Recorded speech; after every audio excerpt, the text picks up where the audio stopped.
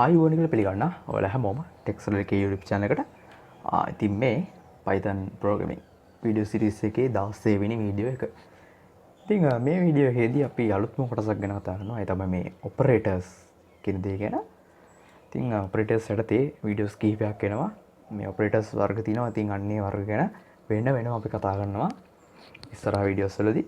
ඉතින් මේ වීඩියෝ එකේදී කතා කරන්නේ මේ arithmetic operators ගැන. ඒකට තමයි සිංහලෙන්ම කියනවා නම් අංක ගණිතමය කාරක.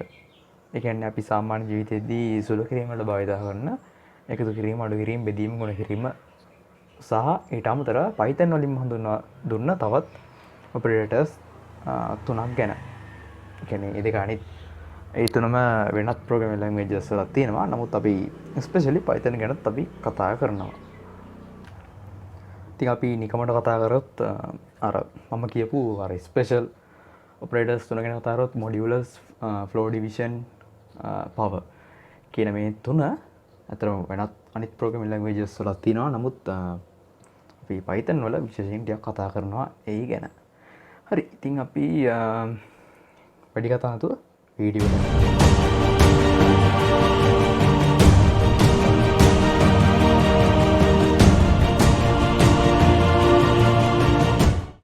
හරි. ඉතින් මම Sublime text එකට ආවා. අපේ text editor එකට main ID එකේ ඉඳලා මම දැනට use කරනවා මේක. හරි. ඉතින් අපි operators ගැන කතා කරනකොට අපි සාමාන්‍ය අපි පොඩි කාලේ ඉඳලා ඉගෙන ගත්ත operators කීපයක් තියෙනවනේ. එකතු කිරීම, අඩු කිරීම, බෙදීම. බෙදීම සාමාන්‍ය අපි මේ programming languages වල බෙදීම අදහස් කරන්නේ මෙන්න මේ slash එකෙන්. ගුණ කිරීම star mark එකේ.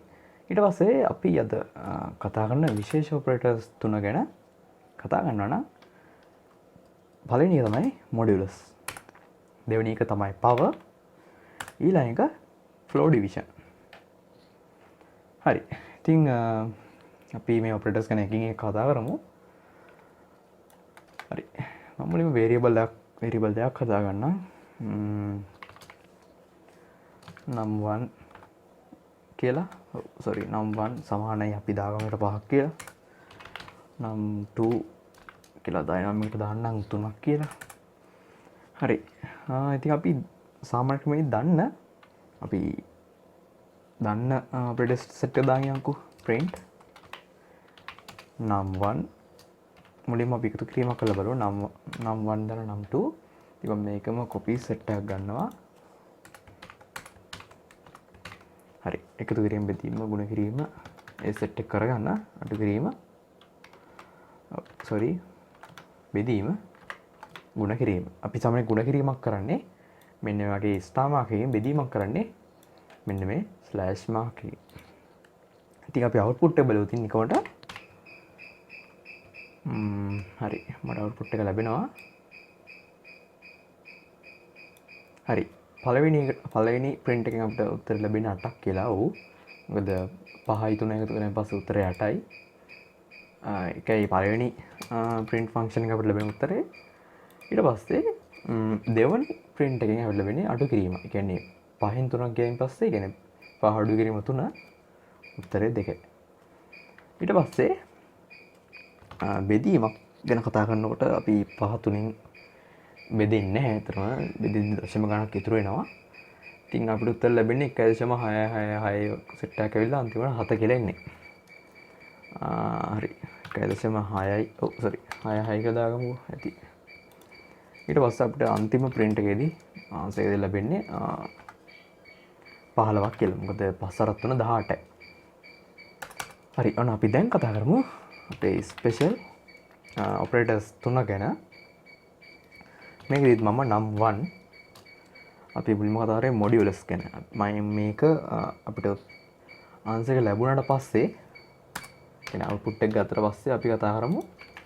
මම මේ කමෙන්ට් කරගත්තා. මේ කමෙන්ට් ගැන මම ඉස්සරට කියලා දෙන්නම්. num2. හරි. මේක output එක බලද්දී මට උත්තර ලැබෙන්නේ 2ක් කියලා. මේ modulus කියන එකෙන් අදහස් කරන්නේ අතරම num1 වල අගය num2 ගේ අගයෙන් බෙදලා ලැබෙන ඉතිරිය තමයි මෙයා අවුට්පුට් කරන්නේ. ඉතින් ඇත්තනේ 5 3න් බෙදුවෙන් පස්සේ 2ක් ඉතුරු වෙනවා. අපිට උත්තරේ ලැබෙන්නේ අර අන්තිමට ඉතුරු වෙන ගාන. මේ මොඩියුලස් එකෙන් කරන්නේ යන්නේ ඒකයි. අපිට මාකර් සංඛ්‍යාවක් දවස් සංඛ්‍යාවකින් බෙදලා අපිට ලැබෙන උත්තරේ ලැබෙන්නේ අන්නේ සංඛ්‍යාව බෙදුනට පස්සේ එන ඉතිරිය. අන්න එකට අපි මොඩියුලස් කියලා අදහස් කරන්නේ. මොඩියුලස්.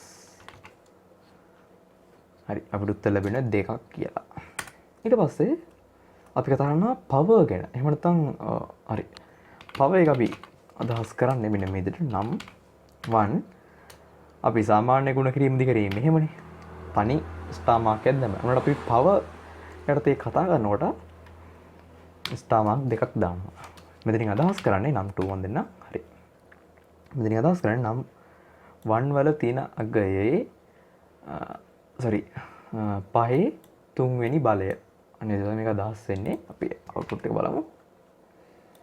පළවෙනි උත්තරය 2. ඒක අපි දන්නවනේ. 125 කියලා අපිට දෙවෙනි print එකෙන් උත්තරය ලැබෙනවා. ඉතින් මේකෙදි වෙන්නේ 125. නම් 1. නම් 1 කීයද? මේක මම පහට යන්න. ලේසි එක එතකොට. හරි.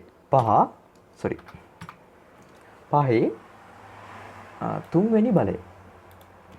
එතකොට මට උත්තර ලැබෙන්නේ මේක අදහස් වෙන්නේ 5 ගුණ කිරීම 5 ගුණ කිරීම 5 විදිහටනේ.